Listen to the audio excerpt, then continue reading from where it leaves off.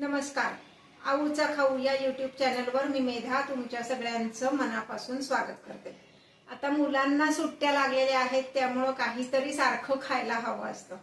मग छोट्यांच्या छोट्या भुकेसाठी आणि मोठ्यांच्याही छोट्या भुकेसाठी काहीतरी पौष्टिक असं करण्याचा आपला आग्रह असतो.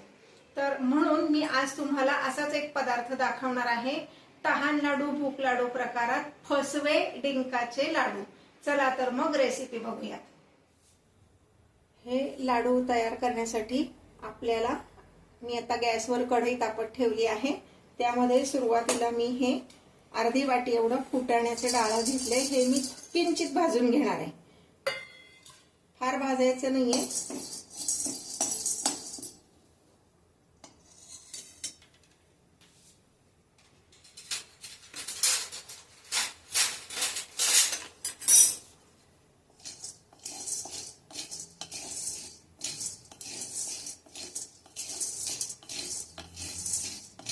अगदी 1 मिनिट भाजून घ्यायचंय, म्हणजे ते छान असं आपण जेव्हा मिक्सर मधून काढतो तेव्हा छान बारीक होईल, म्हणून किंचित भाजून घ्यायचंय. गॅसची फ्लेम मी मोठीच ठेवलेली आहे.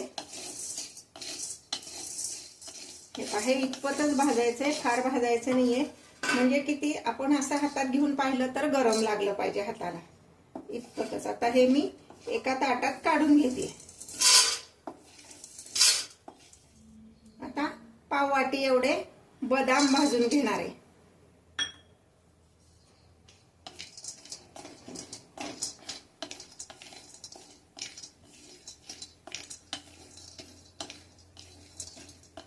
बदाम काजू हे सगळं भाजून आपण घ्यायचे, म्हणजे मग लाडू टिकतो चांगला, खवट लागत नाही नंतर.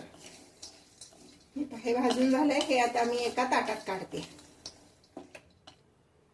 आता पाव वाटी काजू, माझ्याकडे तुकडा काजू आहे म्हणून मी तुकडा काजू घेतलाय. तुमच्याकडे अख्खा असेल तर अख्खा घेतला तरी काही हरकत नाही.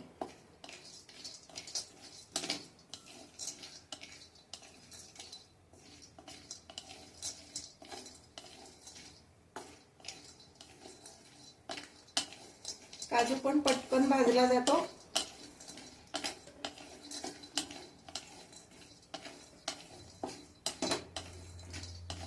आता मी हे एका ताटामध्ये काढून घेते. आता मी साधारण पाऊण वाटी एवढे पोहे घेतलेले आहेत. आपले जे कांद्या पोह्याचे पोहे असतात तेच पोहे घ्यायचेत. हे आपण तुपामध्ये तळून घेणार आहे. त्यासाठी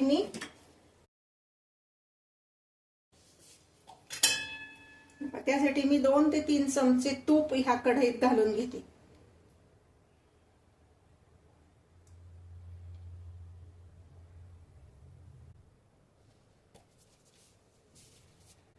तूप चांगलं तापलं की मग त्यामध्ये आपण पोहे तळणार आहोत.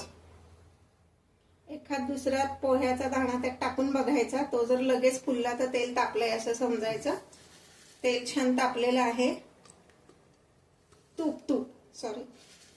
तूप आपण हे घेतलेलं आहे. त्यात एखाद दाणा टाकून बघितला की तूप तापलंय का नाही कळतं. तूप व्यवस्थित तापलेलं आहे. हे पहा, त्यात पोहे घातले की व्यवस्थित फुलतात. मी गॅस बंद करते कारण करपायला नको म्हणून. हे तळलेले पोहे एका प्लेटमध्ये काढून घ्यायचे. सगळे एकदम घालायचे नाहीत, नाहीतर काही करपतात, काही कच्चे राहतात आणि काही फुलतात, असं होतं. म्हणून थोडे थोडे घालून आपण तळून घ्यायचे.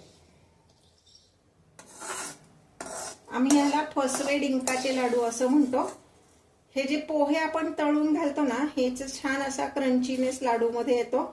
आणि डिंक जसा लाडू मध्ये क्रंची लागतो तसेच हे पोहे पण लागतात, म्हणून फसवे डिंकाचे लाडू.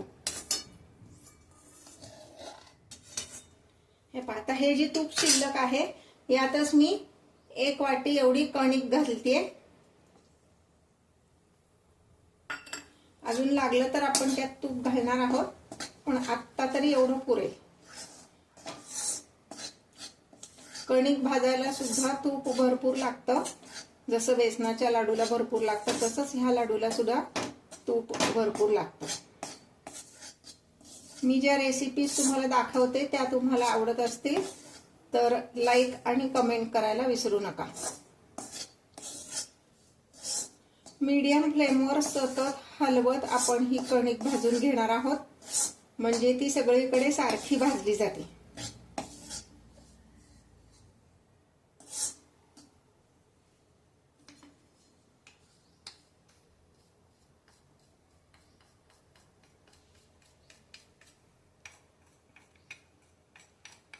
लाकडी उलथणं देते, स्टीलच्या उलथण्याचा फार आवाज येतो व्हिडिओमध्ये, नुसता तोच आवाज येतो ऐकू.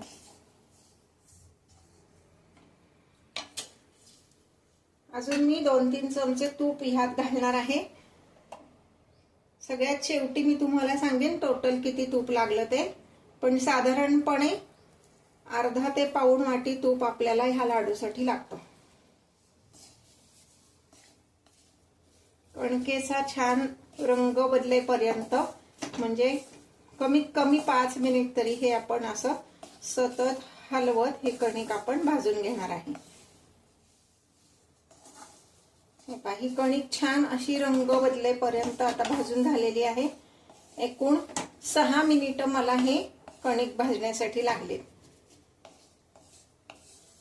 आता मी ह्यामध्ये थोडासा दुधाचा हबका मारणार आहे, म्हणजे मग ते लाडू खाताना आपल्या टाळ्याला चिकटत नाहीत आणि कणिक छान फुलून येते. ह्याला काही फार नाही लागत, 1 चमचा एवढंच दूध घालायचंय.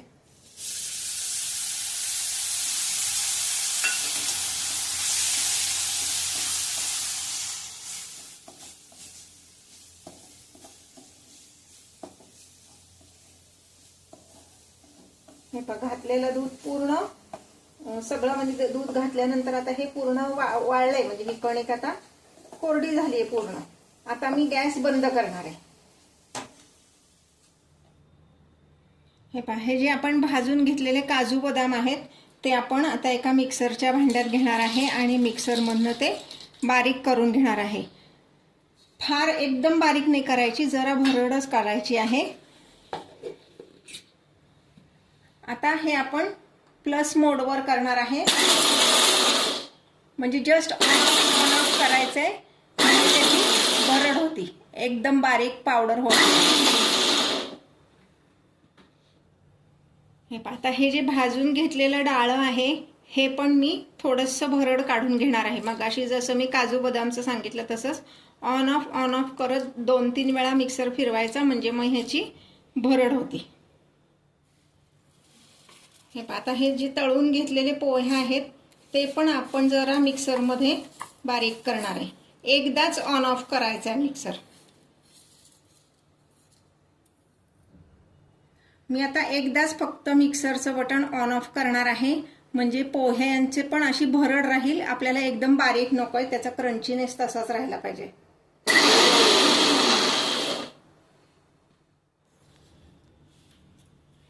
आता मी हे ह्यात सगळं काढून घेते.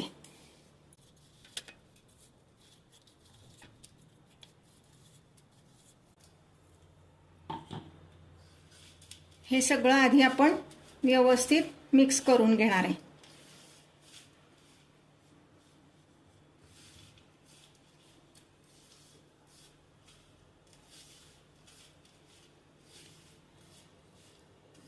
आता मग अशी जी आपण कणिक भाजून ठेवली आहे ती आपण ह्यामध्ये घालणार आहोत.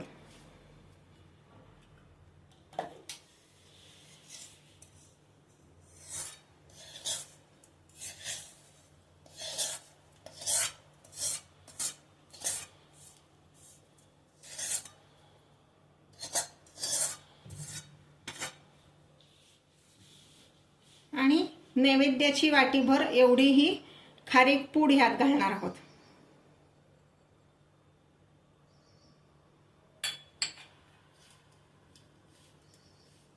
सगळं छान असं व्यवस्थित आधी मिक्स करून घ्यायचंय.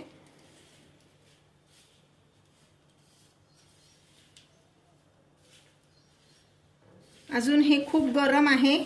गार झाल्यानंतर ह्यामध्ये आपण गूळ घालणार आहोत. गरम असताना गूळ घालायचा नाही, नाहीतर मग लाडू कडक होतात. म्हणून हे गार होण्यासाठी आपण एक अर्धा तास तरी असंच ठेवणार आहोत मिक्सिंग झाल्यानंतर. हे पहा, यामध्ये मी फक्त 1 पिंच एवढंच मीठ घालणार आहे, त्यामुळं गोडाच्या पदार्थाचा गोडवा जास्ती वाढतो. आता हे जे सगळं आपण मिक्सरमधनं काढून घेतलेले ड्रायफ्रुट्स, पोहे आणि कणिक हे सगळं आधी मिक्स करून घेतले, गार झालंय. त्यानंतर मी ते मोजून घेतलं, तर हे सगळं आपलं 3 वाट्या झालं हे जे मिक्सचर आहे ते. म्हणून आता ह्यामध्ये मी 1 वाटी एवढा बारीक चिरलेला गूळ घालणार आहे. शक्यतो गूळच वापरा, त्यामुळे टेस्ट छान येते. आणि आपण हे पौष्टिक लाडू म्हणून करतोय, तहान लाडू, भूक लाडू म्हणूयात फार तर गुळाने त्याला टेस्ट खूप छान येते. पण गूळ आवडतच नसेल तर मात्र साखर घाला. हे असं छान कालवून घ्यायचंय. यामध्ये वेलची, जायफळ पूड घालतीये.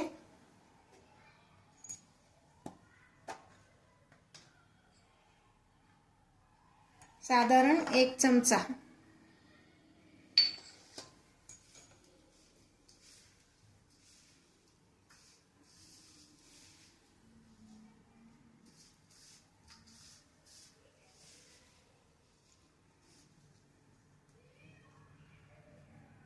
गुळाचे काही खडे असतील तर ते हाताने असे मऊ करून घ्या.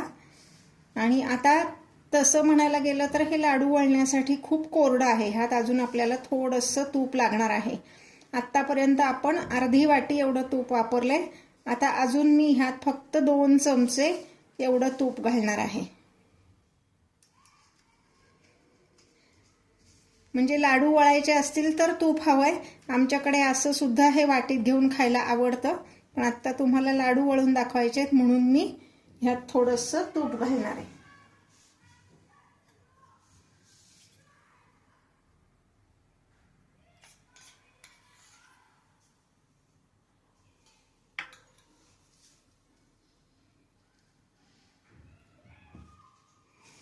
लहान मुलांना पौष्टिक म्हणून जाता येता काहीतरी छोटी भूक असती तेव्हा, किंवा आपल्याला सुद्धा छोट्या भुकेला काहीतरी हवं असतं. मग बाहेरचं काहीतरी खाण्यापेक्षा, म्हणजे ते कुठल्या तेलात केलेलं असतं, त्यात काय काय वापरलेलं असतं आपल्याला माहीत नाही. म्हणून हे असे घरीच केलेले पौष्टिक पदार्थ जर आपण मुलांना दिले किंवा आपण खाल्ले तर हेल्थ खूप छान राहते. ह्या एवढ्या सगळ्या पिठामध्ये छोट्या आकाराचे साधारण 10 लाडू होतात. छोटा म्हणजे किती करायचा ते पण दाखवते. फार मोठा करू नका, कारण कणिक असल्यामुळं पटकन पोट भरतं याने.